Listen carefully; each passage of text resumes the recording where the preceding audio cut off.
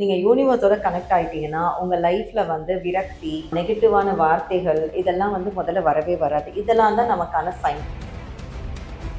Visualisation தான் இதுல ரொம்ப இம்பார்ட்டன்ட். ஸோ நம்ம வந்து விசுவலைசேஷனா ஒரு படமா நமக்கு தேவையான விஷயத்த வந்து ஓட்டி நம்ம வந்து யூனிவர்ஸ் கிட்ட கேட்கும்போது, கண்டிப்பா அது நமக்கு வந்து கொடுக்கும்.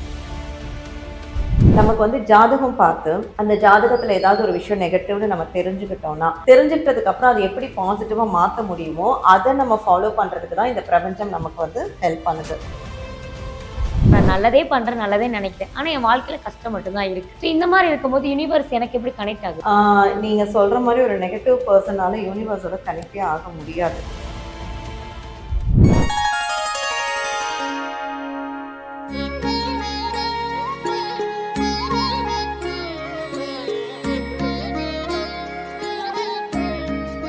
ஸ்ரீ வாராகி டிவி நேயர்கள் எல்லாத்துக்கும் வணக்கம்.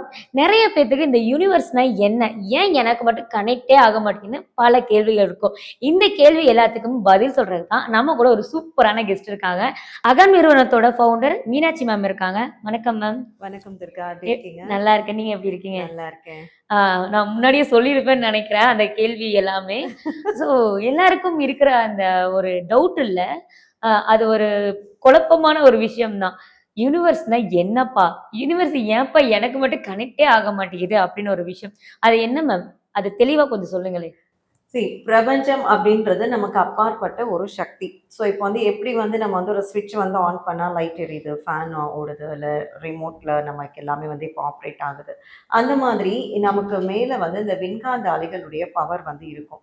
ஸோ அந்த பிரபஞ்சத்துடைய சக்தியை நம்ம உள்வாங்கி நம்ம கான்சென்ட்ரேட் பண்ணி மெடிடேட் பண்ணும்போது நமக்கு என்ன தேவையோ அதை நம்மளே வந்து கஸ்டமைஸ் பண்ணிக்க முடியும்.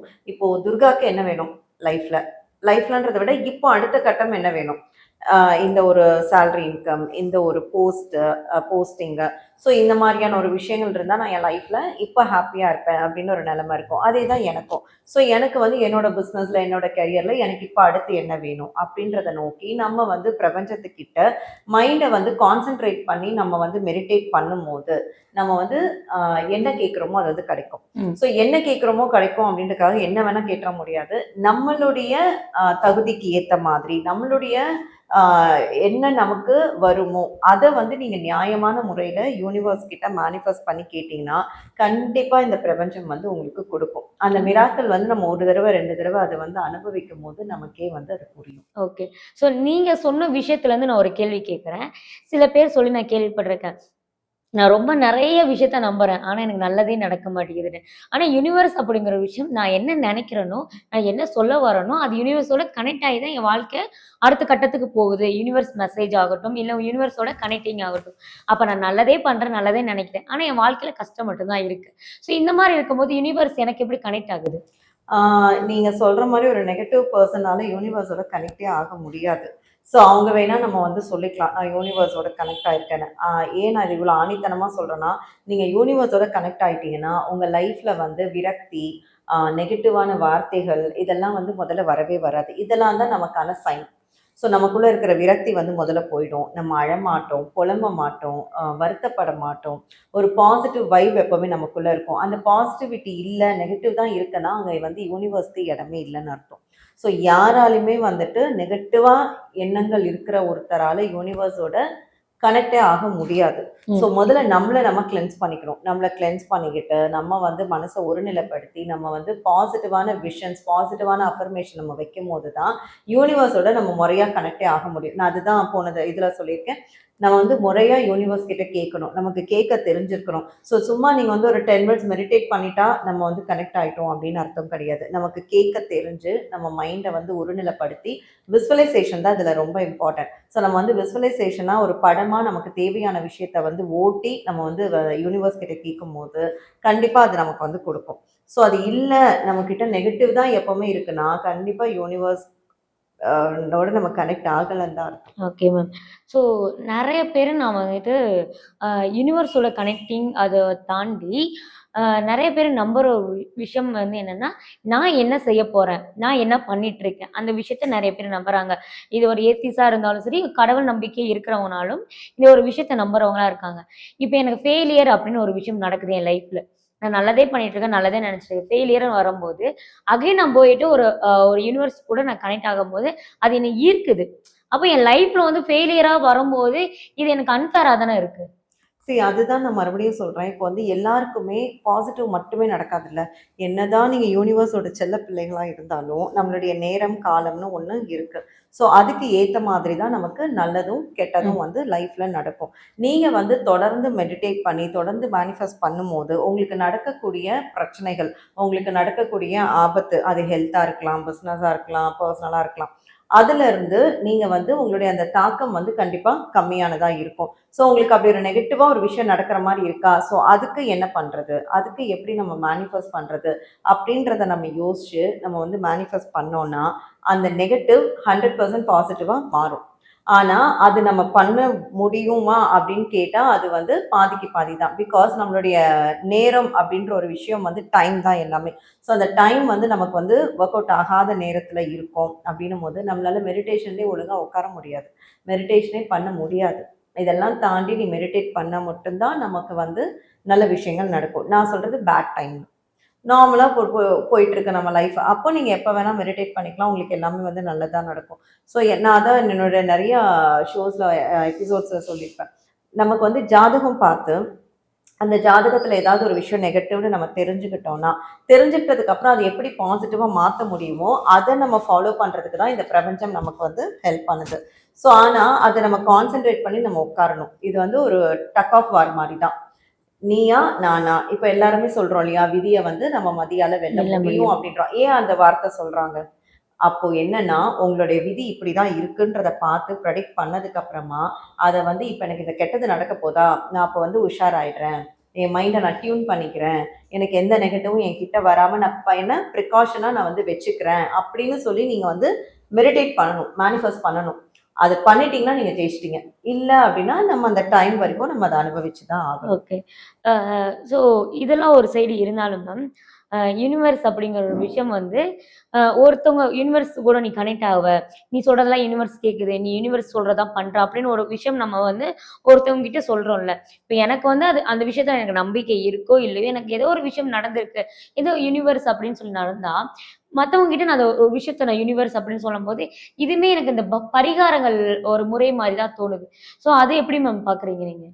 நீங்க வந்து இன்னொருத்தவங்க கிட்ட சொல்லும்போது இப்ப கேட்குறீங்களா? யுனிவர்ஸ் அப்படிங்கிற ஒரு விஷயத்த நான் அடாப்ட் ஆயிக்கிறேன். இல்லன்னா வந்து அதனால நான் ஈர்க்கப்படுறேன். ஐயோ! எல்லாமே யுனிவர்ஸ்னால தான் அப்படிங்கிறது. இதுவுமே எனக்கு வந்து ஒரு பரிகாரம். ஏன்னா நெறைய பேர் பரிகாரங்கள்ல பண்ணா நம்ம விஷயம் எல்லாமே சரியாயிடும் அப்படின்னு ஒரு விஷயம் இருக்குல்ல. ஸோ இதுவுமே எனக்கு சேம் கான்செப்ட் மாரி தான் தோணுது மேம். இதுல வந்து பாத்தீங்கன்னா, இதுக்கான ரெமெடிஸ் டோட்டலா வேற. நீங்க வந்து ஆன்மீக ரீதியா, இந்த ஜாதக ரீதியா போற பரிகாரம் மாரி இதுல வந்து இருக்காது. லா ஆஃப் அட்ராக்ஷன்ல பாத்தீங்கன்னா, நெறைய வந்து ரூன், சிகில் இந்த மாரியான விஷயங்கள் வந்து இது எதுவுமே நம்ம உருவாக்கப்பட்டது கிடையாது. நம்மளுடைய முன்னோர்கள், நான் சொல்றது ஆதி காலத்துல இருக்கக்கூடியவங்க, சித்தர் காலத்துல இருக்கிறவங்க, நமக்காக எழுதப்பட்ட வார்த்தைகளும், நம்பர்ஸும் தான் இன்னைக்கு நமக்கு அது கையில கிடைச்சு, அத நம்ம ஃபாலோ தான் பண்றோம். இது வந்து எதுவுமே பார்த்தீங்கன்னா, உங்களுக்கு இந்த கோவில்ல நீங்க பண்ணக்கூடிய பரிகாரமோ, அந்த மாதிரி வந்து இதுல இருக்காது. சில விஷயமும் நம்ம வந்து எழுத குடுப்போம். அத நீங்க வந்து முழு மனசா எழுதணும். எழுதும்போது நான் சொன்ன மாரி அந்த விசுவலைசேஷன் வந்து நீங்க கண்டிப்பா பண்ணணும். நீங்க பண்ணி அந்த ஒரு விஷயத்த ஃபுல் பாசிட்டிவ் மைண்டோட எழுதும்போது, யூனிவர்ஸ்க்கு அது புரிஞ்ச பாஷைன்னு நாங்க வந்து சொல்வோம்.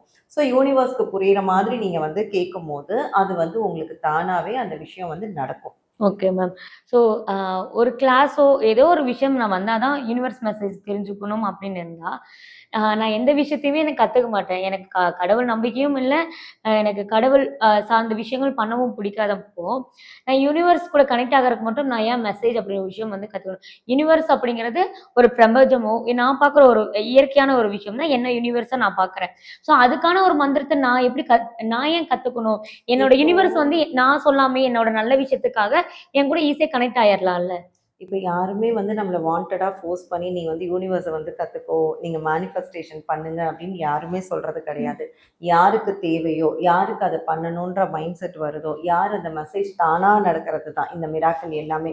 யாருமே வந்து நம்ம வந்து போய் வாண்டடா ஒருத்தங்க வீட்டுக்கோ, இல்ல ஒருத்தங்கள பார்க்குறவங்க கிட்டலாம், "நீ வந்து மேனிஃபெஸ்டேஷன் கத்துக்கோ" அப்படின்னு நம்ம சொல்ல போறதே ம், கிடையாது. ம். இதுல நான் ஏன் கத்துக்கணும் அப்படின்னு நீங்க நினைச்சீங்கன்னா, நீங்க கத்துக்கவே வேண்டாம் அப்படின்னு. நாங்களும் யாருமே ஃபோர்ஸ் பண்ணல, "நீங்க இத கத்துக்கோங்க, நீங்க இத பண்ணணும்" அப்படின்னு சொல்லிட்டு. உங்களுக்கு உங்களுக்கு அது தேவைன்னா நீங்க அதை முறையா தெரிஞ்சுக்கிட்டு பண்ணீங்கன்னா அது வந்து நடக்கும். So okay. இல்ல அப்படின்னும் போது அதுல கண்டிப்பா வந்து ஃபெயிலியர்ஸ் தான் நம்ம வந்து ஓகே. ஃபேஸ் பண்ண வேண்டியது. இந்த இது பத்தி நான் சொல்லும்போது, இந்த ஏஞ்சல் மெசேஜ் அப்படிங்கிற ஒரு விஷயம் இதோட கனெக்ட் ஆகிருக்கு. யுனிவர்ஸ பத்தி நான் இப்போ டீட்டெயிலா நான் கேட்கிறேன். பொதுவா யுனிவர்ஸ் அப்படிங்கிற ஒரு விஷயம் கனெக்ட் பண்றதோ, ஒரு கனெக்ட் ஆகுறதோ, இந்த இந்த துறைகள்ல அந்த யுனிவர்ஸ் கனெக்ட் பண்ற யாரோ ஒருத்தவங்க வந்துட்டு, இது ஆன்மீகம் சம்மந்தப்பட்டது இல்ல. ஆன்மீகத்துக்கு ஒரு சைடு ஆன்மீகம் தாண்டி ஒரு விஷயம் தான் இது. இது வந்து ஆன்மீகமாவோ, கடவுள் நம்பிக்கையோ, ஜாதகமோ வச்சு பார்க்குற விஷயம் இல்லைங்கும்போது, ஆனா இதுலயுமே வந்து ஒரு கடவுளோட பேரோ, ஒரு கடவுளோட நம்பிக்கையோ இதில திணிக்கிறாங்க. ஸோ அப்படிங்கும்போது யுனிவர்ஸ் எல்லா மக்களுக்கும் எப்படி மேம் பொருந்தும்? இது வந்து பார்த்தீங்கன்னா, கடவுள் நம்பிக்கை இல்லன்றது கிடையாது. ஃபார் எக்ஸாம்பிள் இப்ப வந்து நம்ம வந்து முருகர், சிவன் இந்த மாதிரி வந்து நமக்கு புடிச்ச தெய்வங்கள நம்ம வந்து கும்பிடுறோம். ம். இவங்க எல்லாருக்குமே ஒரு பேர் வச்சுட்டோம். இவங்க எல்லாருக்குமே நீங்க ஒரு உருவத்த குடுத்துட்டீங்க. இது நம்ம வந்து பழகின ஒரு விஷயம். பழகாத ஒரு விஷயம் தான் இந்த பிரபஞ்சத்துடைய சக்தி. ஸோ இப்ப நம்ம எப்படி இயங்குறோம்? நீங்க வானத்துலருந்து குதிச்சீங்களா? இல்ல நீங்க அம்மா வயித்துலருந்து வந்ததால நீங்க எல்லாமே நடக்குதா? எதுவுமே கிடையாது. நீங்க இன்னைக்கு வந்து ஹெட் ஷேக் பண்றதோ, நீங்க இன்னைக்கு கை, கால் அசைக்கிறதோ, நீங்க பேசுறதோ, இது எல்லாத்துக்குமே ஒரு எக்ஸ்டர்னல் பவர் இருந்தா மட்டும் தான் நடக்கும். பண்ண முடியும். ஸோ அந்த ஒரு எக்ஸ்டர்னல் பவர், அந்த ஒரு சக்தி தான் இந்த பிரபஞ்சம்.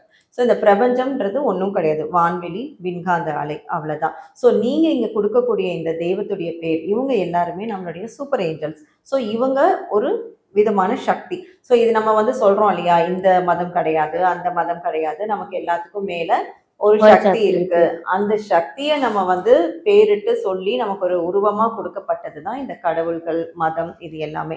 ஆனா நம்ம எல்லாரையுமே இயக்கக்கூடியது இந்த பிரபஞ்சத்துடைய சக்தி தான். ம். நீங்க அந்த சக்திக்கு பிரபஞ்சம்னு கூப்பிடலாம். உங்களுக்கு புடிச்ச ஜீசஸ கூப்பிட்டுக்கலாம். உங்களுக்கு புடிச்ச சிவன கூப்பிட்டுக்கலாம். அது நம்மளோட விருப்பம் தான். ஓகே.